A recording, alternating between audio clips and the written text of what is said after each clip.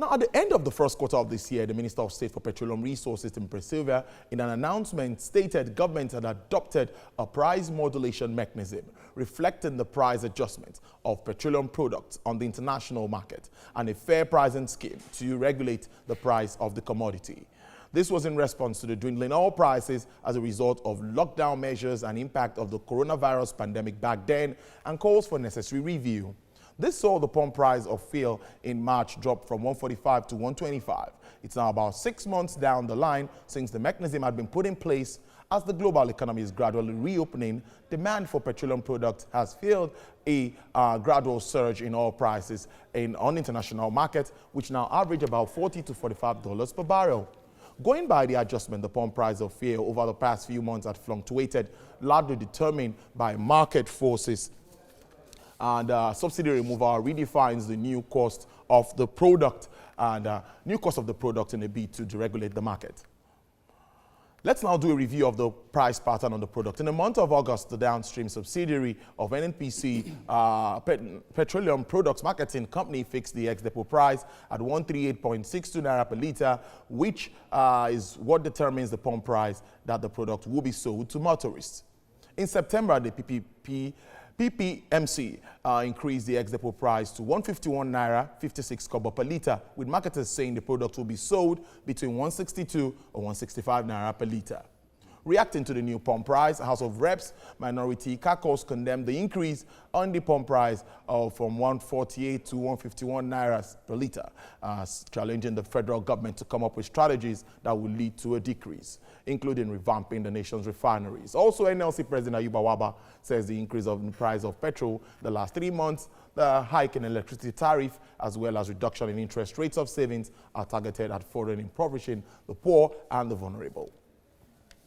But joining me live in the studio to shed more light on this burning issue on the program today is the senior partner, Premier Africa, a legal director, Aspen Energy, Mr. Israel Ayi. Thank you very much for your time, Mr. Israel. Thank you very much. Thanks for having me. Yeah, first, I'm going to say, how will you describe this recent cost-reflective price of premium motor spirit, otherwise known as petrol? A lot of reactions have come on this. Well, I mean, what it is effectively is that, in order to understand it, we probably just need to go over very quickly the pricing framework of petroleum products, and effectively, how do you derive the price of, the pump price of petroleum products, particularly PMS. It's the cost of the product, which is dollar denominated, as you would imagine, charges set by PPRA, then those include throughput cost at the depot, and bridging cost for transportation, and of course the margins, which is then set at a particular price. Whatever is arrived at then becomes the cost reflective price. Now, in the so-called subsidy regime, what happened was that government arbitrarily fixed the price at a particular level. So if the cost reflective, if the outcome is less than what is, or is more than what government has fixed, then there is what is referred to as an under recovery. And that was the subsidy regime. That was costing Nigeria a whopping sum, whopping amounts, depending on who you speak to, anywhere between 750 billion naira to over 1 trillion naira per annum. That's a lot of money. As a lot of money. As a matter of fact, the OPEC produced a report that said in the course of last year, if I'm not mistaken, that what it cost the Nigeria to import petroleum products and the price or the revenues derived from crude product was about the same, maybe slightly even more. So from just a pure economics point of view, it is just no longer sustainable. I don't know if that is, if I explained it as clearly as it doesn't really answer my question, but what's your take on the timing of this full deregulation? So the deregulation hasn't taken place. And from my point of view, that's probably the challenge we're facing right now, okay?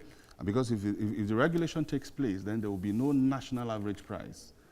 And then every person will be, every marketer will be allowed to source their product and to sell at the price they can sell. And perhaps that would bring about some competition and bring about the sort of competition that might work for the market.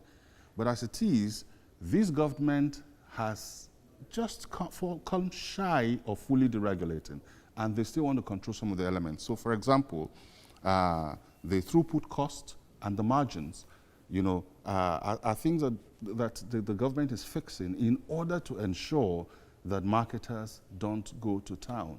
So it's a difficult balancing act that government is engaged in. Good luck to them.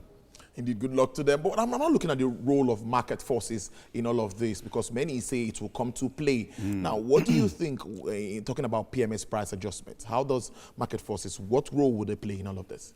So that's an excellent question you've asked. And as a matter of fact, the way we frame the issues and ask the questions is in itself indicative of our understanding of what it is. So, for example, you hear about fixing prices, but the reality is that they're not really fixing prices. They're simply just not making up. They're not fixing prices at an arbitrary rate and paying on the recoveries anymore. Unfortunately, they have allotted to themselves or allocated to themselves the task of announcing the market cap. Because as a matter of fact, marketers can sell at under those prices, assuming the cost-effective price determines it. What the PPRA is actually doing, and they should come out and educate the public about, is actually putting a cap, you know, in order for marketers not to run with this. So that's really the point right there. And I think that narrative needs to come up in order to balance it. Because then, to your question, what do I think about the timing? There is no timing. It is what it is. Okay? And if you allowed it to free float, you probably wouldn't wait for a month for the prices to do that. But so somebody is just come shy of fully deregulating that space, and they are prevailing on marketers to maintain maintain prices at least for as long as a month. That you may describe from a socio-political point of view as responsible, but we have not allowed the market forces to reign fully, if you ask me. Now, talking about the figures now, you know, earlier you mentioned the figures we've been using for subsidy, to subsidize petroleum products, to subsidize under recovery, to pay for under recovery. To pay for under recovery, you know, yes. and now I'm not looking at what are the possible benefits of subsidy removal regime. And that's an excellent question. And quite frankly, for those who, you know, and the problem sometimes, or the challenge is what I refer to as the zero-sum approach to these kinds of conversations, and which is what makes your question such an excellent one, is to say that if we're not spending ₦1 trillion funding on the recoveries, what are we doing with it? With the money. Exactly. And for me, that is the place where we can start to hold government accountable, you know, for responsible application of revenues. I mean, if you were using that to pay or to fund an under-recovery system that, quite frankly, wasn't reaching the people it was intended for. Because at the end of the day, those who enjoyed who took the benefit of that are the people with 2, 3, 4, 5 cars. Okay, there are smarter ways to extend subsidies to the masses and to the generality of the public. But my question really is that those of us who have a voice and a platform should start to pivot that conversation to about that, to the point you have made, to say if you're not spending anywhere between 750 billion to $1 trillion, you know, funding on the recoveries, how are you spending it in a way that justifies the pain I'm suffering in the short term? That's one. The second point as well is, how long would we even need to fund on the recoveries? I mean, is this the best strategic position for us, or is there something else we can do? And of course, the short answer to that is we need to expand, as a matter of urgency, the local refining capacity in order to take this away. True. That's really the way to go. Now, we know it's clear that subsidy payments not included in 2020 budget. Right. Now, what's the legal implication of this? Well, in a nutshell, what it means is that there is no budget, there is no fund, there is no plans at all. No, there is no provision. I don't know about plans, no provision, but there's absolutely no provision for funding on the recovery. So that's where we are. I mean, of course, people are aware that the way we spend is funds would have to be appropriated by the National Assembly, and an appropriation bill passed in order to authorize the executive to spend. So the executive does not have a purse to fund on the recoveries as a result of this policy change. And the question is, in all conscience, we should ask ourselves, do we really want to put anybody under pressure to appropriate ₦1 trillion to fund this. We really should have that conversation. Indeed, I think people really need to understand. Haven't said that. Nigerians now, we are going to pay for this at the end of the day, 1 liter, 2 liters that we buy. What would you tell them about this new price regime? What do they really need to know? Well, I mean, one way or the other, we're paying. We're paying in the absence of infrastructure to drive development. We're paying in the absence of, seed funding to start new businesses and to grow them. My attitude is Nigerians at all levels should demand good governance. Yeah, and this is part of it. If we are not allocating ₦1 trillion to funding on the recoveries, then I think that Nigerians at all levels should ask and know how that money is being otherwise applied. What will be a tragedy is if we create this, or if we pull that resources out and spend it in a way that does not ensure that tomorrow we're out of this quagmire. It's about investing in the future and not eating everything today. So it looks like there's a silver lining at the end of all of this.